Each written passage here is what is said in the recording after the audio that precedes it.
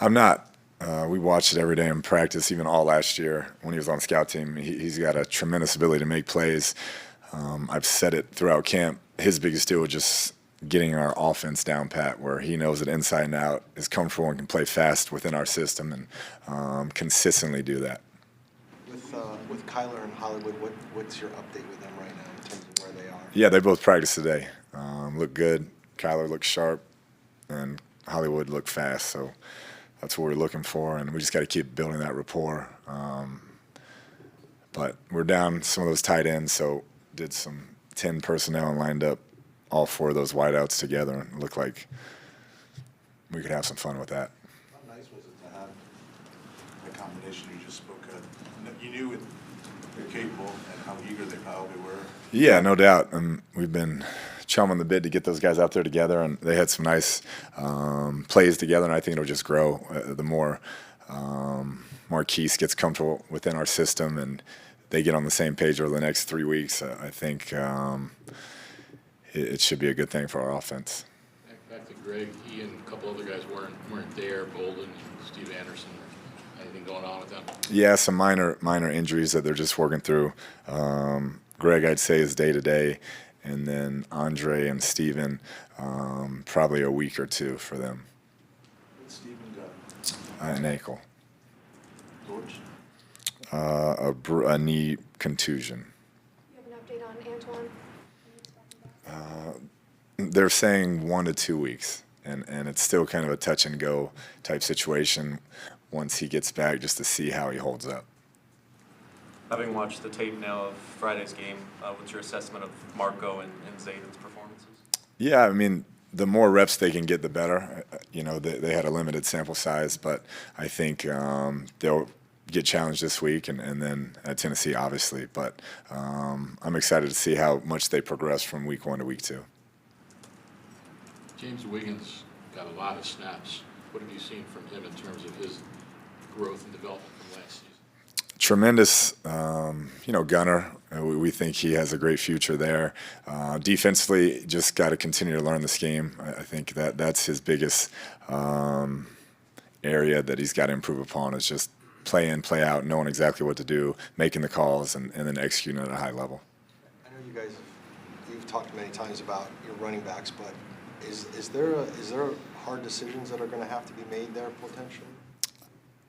We think we have a really talented group. There's no doubt. I mean, there's 6 guys in there right now, and we feel like all of them can play at this level. And we're going to see how it shakes out over the next couple of weeks, and hopefully, we can do what's best for the organization. But there's been some impressive performances by those guys in camp so far. Cutting Kingsley Kiki, is that a difficult decision, or was that made to let him get a shot elsewhere? Yeah, I think he got sick, unfortunately, with the COVID, and we had some young guys that we thought stepped up, and so we wanted to give him an opportunity somewhere else. The sidelines during the game, the TV cut pictures of JJ in a Tillman jersey, but he was wearing a sling on his right arm. Is that just precautionary, or is there anything to that? JJ Watt? Yeah, I didn't notice, so that's news to me. But he practiced full go today. We know what preseason games are really all about. Do you or anybody pay attention to the fact that the Ravens have this winning streak going in the preseason? Definitely. I mean, that's part of their culture. That they say we're going to win these games and help it build into the regular season, and I respect that approach. Obviously, their team believes it. They've had one of the most successful franchises in the league, and so we'll definitely get their best shot. We know it'll be a real challenge, and excited to watch Trace. Obviously being his former team, he'll be keyed up for that one, and it should be a fun evening. Does it add a little bit to anything this week that it would be nice to end it? No, I don't think that. I mean, we still want to get our evaluations and just play clean football and let our guys show what they can do. I think that's the main thing. But if you can win that game, you always feel better about a win. Any idea about starters at all? Or do you have to mix I would say similar to last week. Is it pretty clear that, from even just one game, that Dean McKay, Jay Victor has made that much of a leap in improvement from rookie year to this season? Yeah, I wouldn't say just one game. The entire camp, he's definitely been a different player.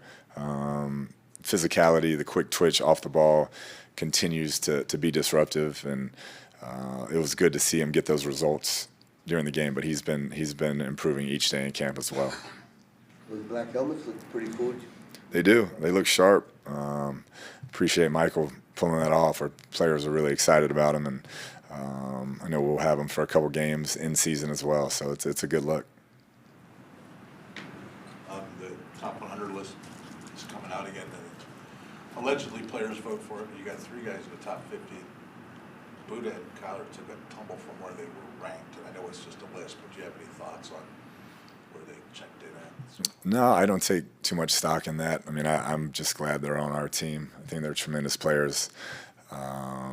Without question, I saw James Conner made the list, which I thought was very appropriate. I mean, he's a really, really special football player.